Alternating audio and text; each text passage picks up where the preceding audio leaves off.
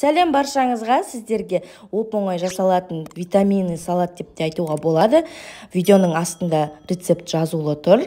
Ең алдымен бізге қызылша, қара өрік, грек жаңғағы, сарымсақ, қаймақ, тұз және қара бұрыш керек.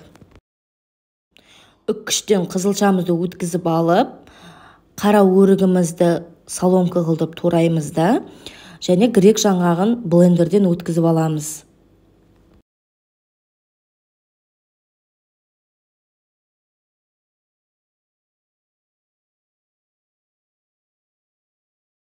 Қаймағымызға қара бұрыш пен тұзымызды қосып, оның үстіне сарымсағымызды езіп салып, бәрін бірге араластырамыз.